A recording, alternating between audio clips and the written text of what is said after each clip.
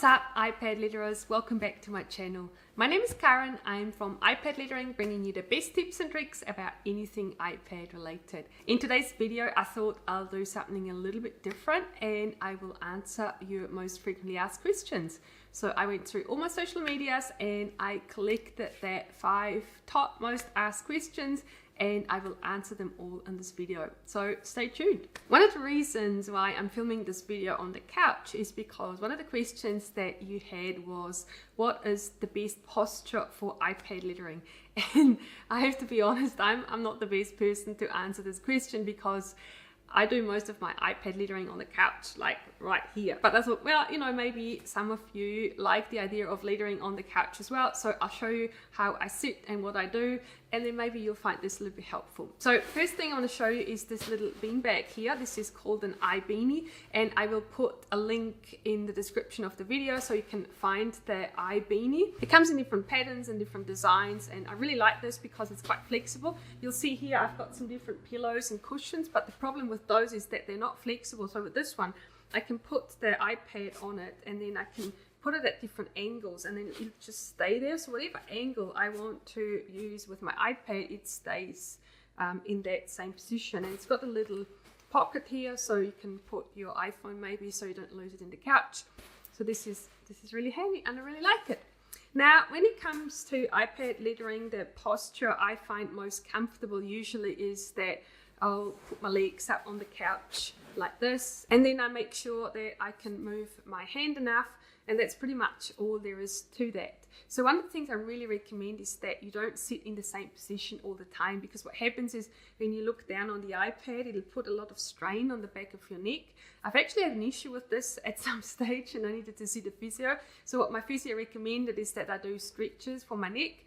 And so all I do is I just pull my neck a little bit and stretch it, and then I'll stretch it on the other side as well. And I make sure that I don't sit for more than 20 or 30 minutes in the exact same position, and then I can avoid the problem. And it's not been a problem since. I've been doing this for 4 years, and so far it's been great, and I find this really relaxing and really comfortable. So I don't see any reason why you should worry about the posture too much, as long as you enjoy it and as long as you're comfortable. And now, quick location change. This is my studio. This is where I film all my YouTube videos and the videos you see on my Instagram. If you're curious about the setup, definitely make sure that you comment down below and let me know exactly what you would like to find out, and then I can make another video. But now let's get to the next question, and that is, which stylus shall I use? And maybe even more importantly now, which Apple pencil to use. There's 2 different Apple pencils now. This is the 1st generation and this is the 2nd generation pencil. Now let's get the first part of this question out of the way, and that is which stylus to use. And this is really super easy. It is use one of these Apple pencils. It really makes all the difference. And now we have a lot of different iPads that support the Apple Pencil, so there's no other stylus that even comes close. So Apple Pencil is your absolute #1 best choice. Now there's 2 different versions, so which one should you get? And my answer is actually quite simple, is it doesn't matter. These are both really, really good Apple pencils. Now personally, I think I slightly prefer the first version of the Apple Pencil, just ever so slightly over the second one.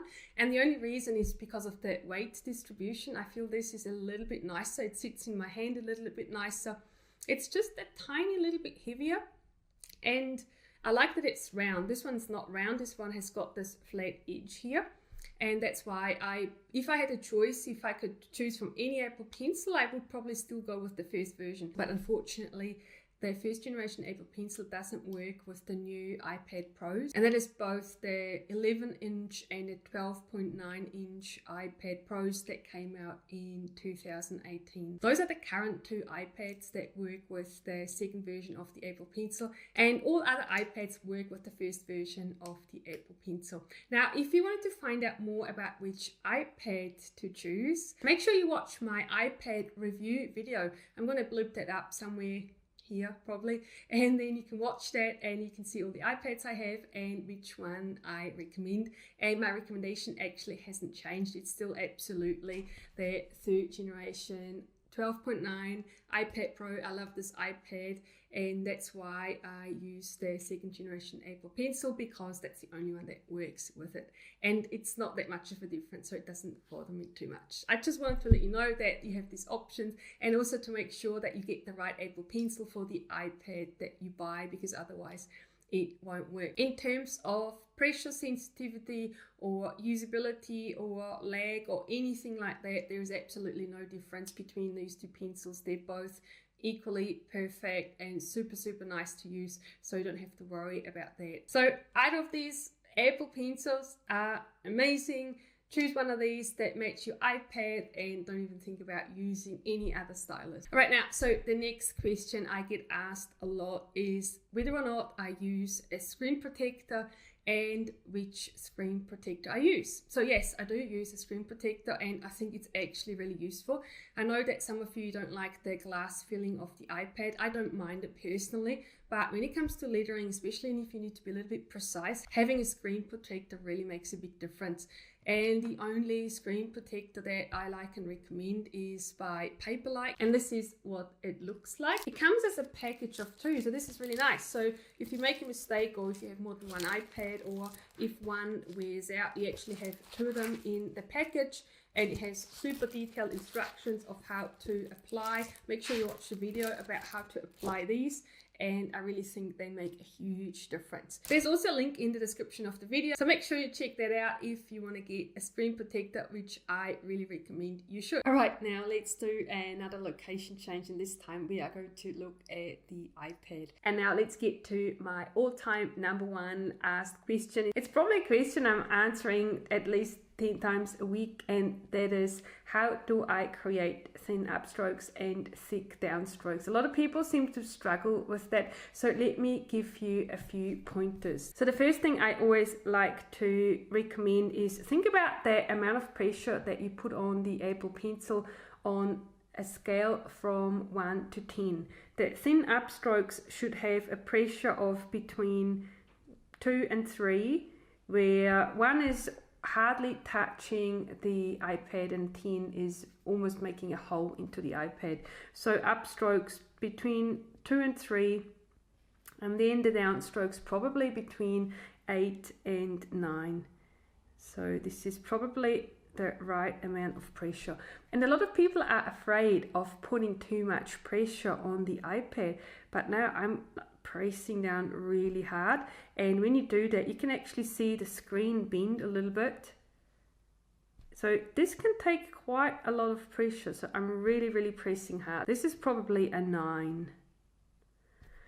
So that's one of the things that I always point out, is really don't be afraid of putting too much pressure on the iPad. Then another thing we can look at is the Apple Pencil pressure curve. And I've actually made a video explaining how that works, and I'm going to put that in the description of this video. But just quickly, I'll show you that it's in the preferences, and then you have the edit pressure curve. So this is what my curve looks like, but definitely feel free to play with this and see if it makes a difference.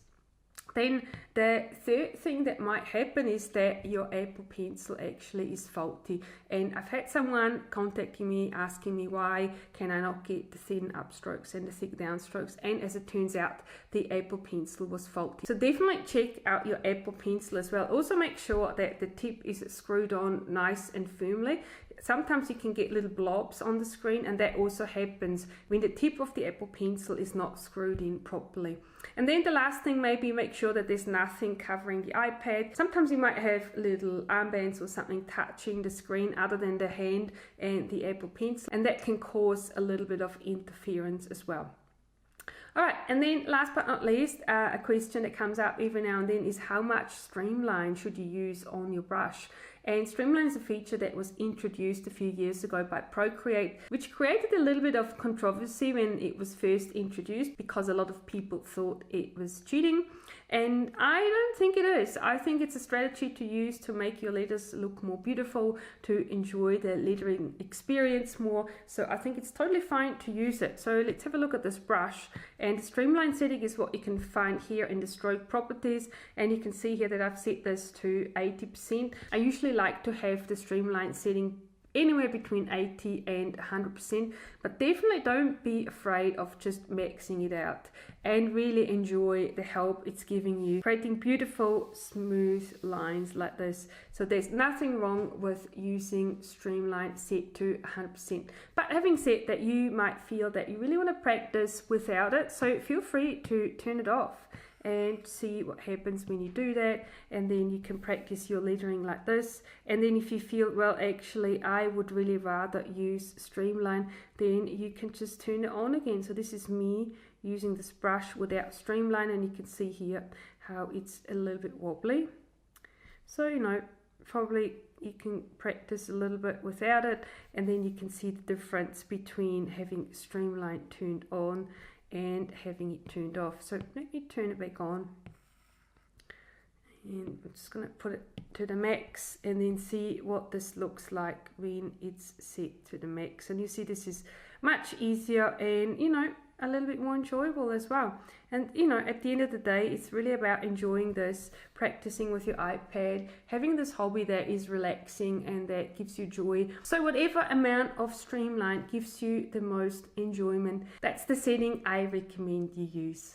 And there you have it. These are the top 5 most frequently asked questions. If you have a question that I haven't answered, please make sure that you put it down below in the comments so that I can make another video and answer your question as well. If you have enjoyed watching this video, please give it a thumbs up. Subscribe to my channel if you haven't already done that. And thank you so much for watching, and I'll see you in my next video.